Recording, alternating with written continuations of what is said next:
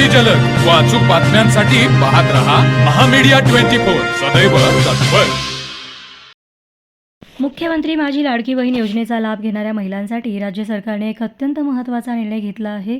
ई-KYC प्रक्रियेदरम्यान ज्या महिलांकडून माहिती भरताना चुका झाल्या होत्या त्यांना त्या चुका सुधारण्यासाठी आता सरकारने शेवटची संधी कायदे दिला आहे। अनेकांनी ई-KYC करताना अनेक महिलांकडून माहिती भरताना चुका झाल्या होत्या। विशेषतः कुटुंबातील सदस्य सरकारी नोकरीत आहेत का किंवा पेन्शन घेतात का या पर्यायाची निवड करताना गोंधळ झाला होता। यामुळे अनेक पात्र महिलांचे अर्ज अडचणीत आले होते।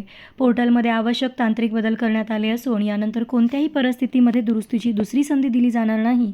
ज्या महिलांनी 31 डिसेंबर 2025 पर्यंत ई-KYC पूर्ण केली आहे पण माहितीमध्ये चुका आहेत अशांनाच ही संधी मिळेल। पात्र महिलांना 31 मार्चपूर्वी आपल्या माहितीची पडताळणी करून आवश्यक ती दुरुस्ती करून घ्यावी, जेणेकरून योजनेचा लाभ मिळण्यामध्ये कोणतीही अडचण येणार नाही। तर मग चला सबस्क्राईब करायला विसरू नका महामीडिया 24 न्यूज चॅनलला। महामीडिया 24 सदैव तत्पर।